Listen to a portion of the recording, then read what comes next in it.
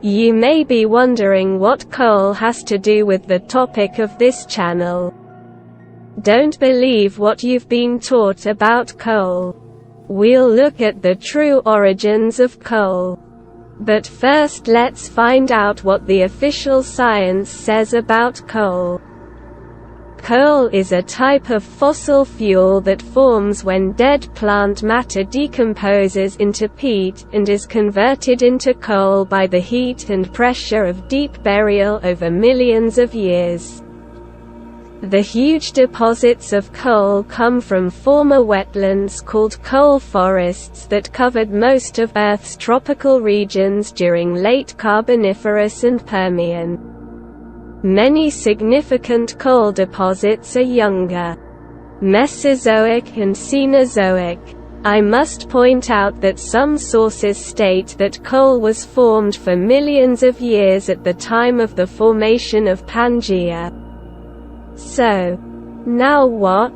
We'll put everything in perspective.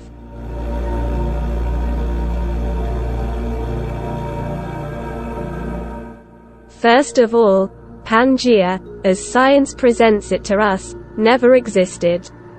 Why? I tried to explain this in previous videos dedicated to the Pillars of Hercules and Atlantis. Imagine if our world would look like this. All the continents fit together nicely, don't they? But whether it is coincidence or God's intention, the actual shape of the continents is different. Only it is below sea level. This is definitely not how our world should look like. Earth would have a problem with rotation. That is, if it really rotates. Those of you who follow the world's climate catastrophes and the strange behavior of our sun are also aware of the accelerating shift of the Earth's magnetic field and the significant misalignment of the Earth's core. All this is a summary of catastrophic events for all living things on Earth, and unfortunately these processes will escalate. Our Earth is prepared to terraformation. Coal was by no means formed over millions of years, but formed over a short period of time. People can make coal in a few tens of hours. So why on earth should it take millions of years? What are they hiding from us? We must realize the principle of making charcoal from wood. This means create a fireplace from wood that is sealed on the outside with clay. First, several holes are left in the clay package so that air can enter during its burning. The holes are then sealed and the air supply is regulated to a very low level. This wooden fireplace then smolders for several tens of hours with minimal access to air, and carbonization of the wood takes place inside at high temperatures. That is, heat without access to air. Let's look at this in practice and then explain the formation of coal on Earth on a large scale.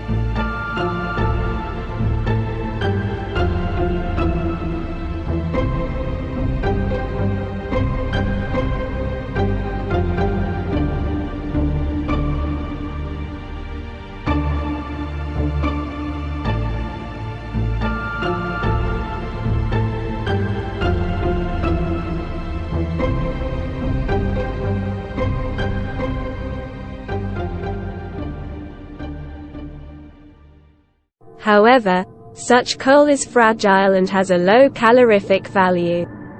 It is not humanly possible to achieve high-quality black and stone coal. Much stronger and more drastic events must intervene here.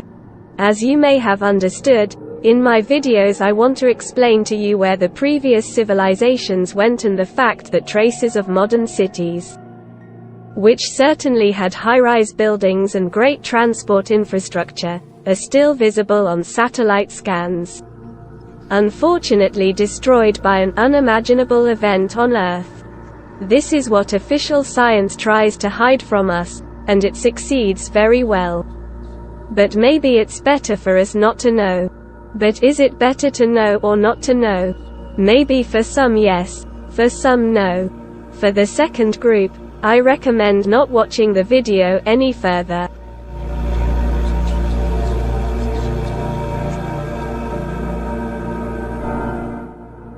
Recently, news about the expected so-called solar flare has been appearing on the websites of amateur researchers, as well as on scientific servers, where many of the lay public do not go. At the same time, a situation is expected when energy darkness will occur on Earth. This means that the power will be cut off, mobile phones and the internet will not work. However, no one is counting on the possible catastrophic vision of a possible gigantic eruption. Are we really safe on Earth? I believe that the power and internet shutdown is not the worst event that can happen to us, as I am trying to suggest. It has already happened, and the consequences of one such eruption wiped out an entire advanced civilization.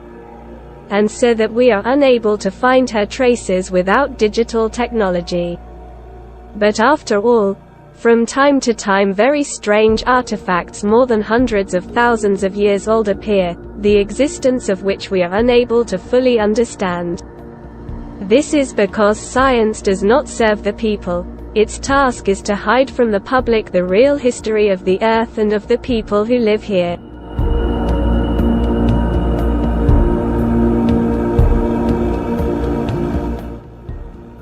By the way, the actual shape of the Earth is in front of everyone's eyes almost every day.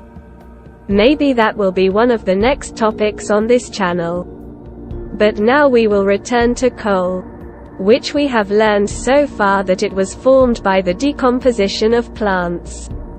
If there was such a massive eruption on the Sun in ancient history, the destruction on Earth did not happen in a few minutes, but was slow and gradual. But it certainly didn't take millions of years.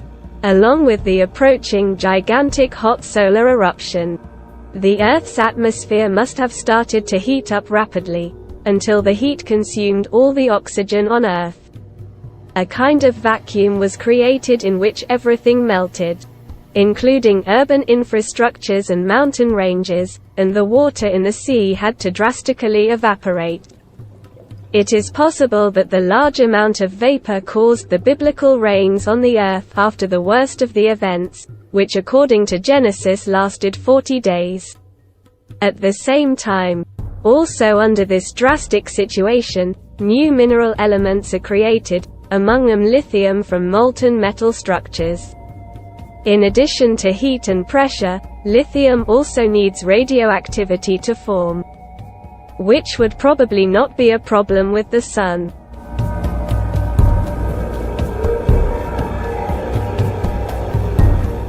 But by this terrifying time the people were probably already gone.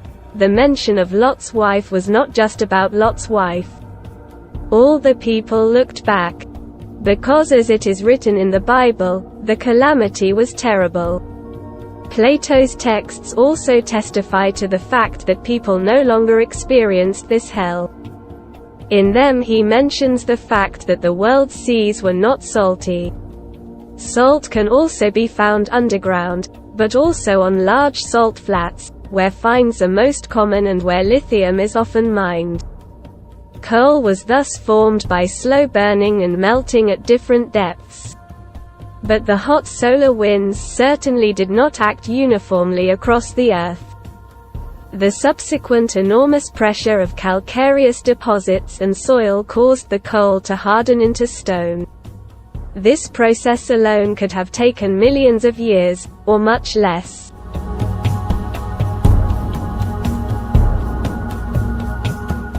It is likely that all these events occurred at once in a sequential time sequence. In any case, it seems that the first was a jump movement of the Earth's magnetic pole along with a deflection of the Earth's core. At the same time there was a sudden change in the Earth's precession. There was a lifting of the Earth's water mass and a flood. Of course, with the change in the movement of the Earth's axis and the world axis. There was also a petrification of water and all living things that were in the water, and only at a certain altitude. Finally, the last of a sequence of events occurred which the Bible mentions only in allusion and caution. It is the mention of the melting of the mountains in the biblical Psalms. But there is something wrong with the sun that official science presents to us.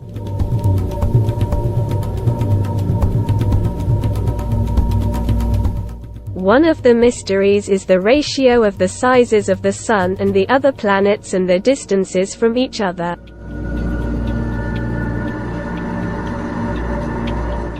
Mercury is the closest planet to the Sun and is also the smallest planet.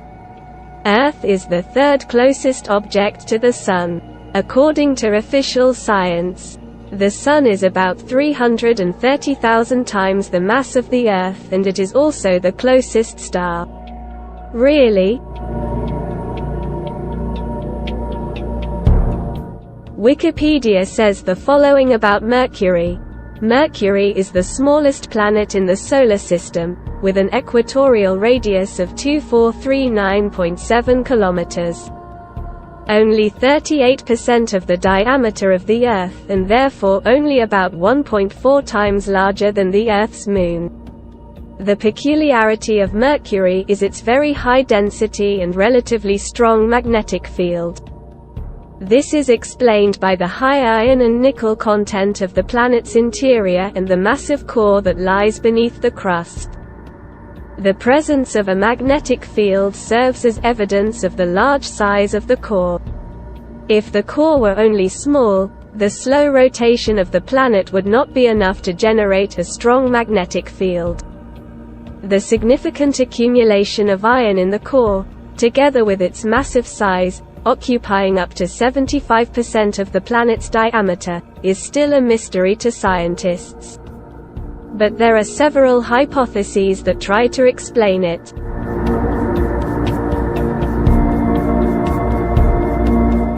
Yes, scientists are always looking for explanations for the public, so they don't get too involved in their mistakes.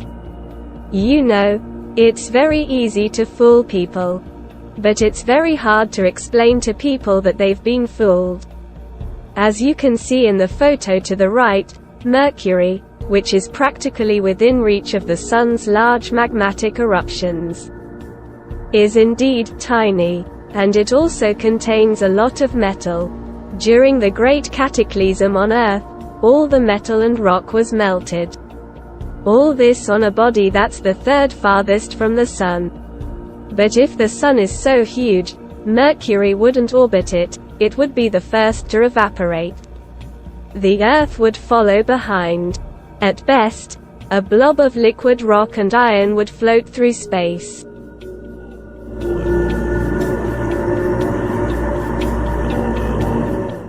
But I have one surprise for you, which will be the topic of one of the next videos.